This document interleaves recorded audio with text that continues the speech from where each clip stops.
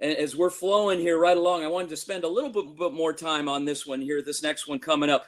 You covered a lot of NBA games, obviously a lot of NBA games. There were a lot of NBA players, but this guy takes the cake. This is arguably the greatest all-time player in NBA history, and that had up until that moment one of the greatest NBA games in history. And Aaron, let's go ahead and run this one. I'm Dick Stockton, and welcome to the NBA on CBS. Well, played for the Boston Celtics. On this very floor, this team apparently has no weaknesses. Is that true? They have a very strong inside game, Dick. Multiple low-post players, Robert Parrish, Kevin McHale, Bill Walton, Larry Bird. Very difficult to stop. Timely defense, team defense, the best kind. So they're very difficult to stop. Outside shooting, they've got it all. Well, as Orlando Woolridge. All right, so that's the story right here, and Pat O'Brien is with the man who lit up the place, Michael Jordan. Thank you, Dick. Michael just got a nice round of applause here. The question is, can one man beat the Lakers, or do you need a more diversified attack today? Well, we're playing the Boston Celtics, Pat, but I think it's going to be more of a five-man game, and we really have to play a complete basketball game. I don't think one man can beat the Boston Celtics. It's hard to imagine that 6 weeks ago you were sitting on the bench. Yes, it is. It's very hard for me to imagine. I'm very happy I'm playing now, and I'm very happy that I can contribute to the team. All right, thank you. Good luck today. You don't have to remind me again that you are playing the Boston Celtics. Air Jordan's getting ready to take off. The problem is the runway is in Boston, so strap yourselves in. This is the NBA on CBS.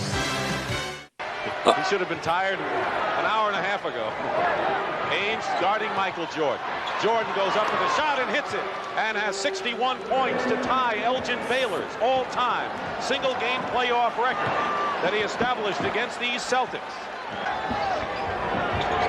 Jordan with 8 on the clock.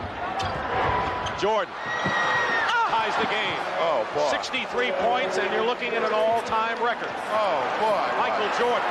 Wow. And a hard-fought victory for the Boston Celtics. Wow. 2-0 lead. Amazing. And Dick, that you were there. You were on the call when Jordan hit 63 in the playoffs. A young guy, what was it, maybe his third year in the league, and you were on that call. And I love the fact that right before the game, pregame interview and I included that clip in there with him talking to Pat O'Brien. O'Brien had a little bit of a slip and said, how are you going to do against the Lakers? And Jordan caught it. This guy was so astute, and he made light of it. He said, hey, we're playing the Celtics today. Well, there are a lot of factors that a lot of people may not remember about this. This was, number one, this was a bad Chicago Bulls basketball team. This was not a Bulls team that won 6 championships or contended for others.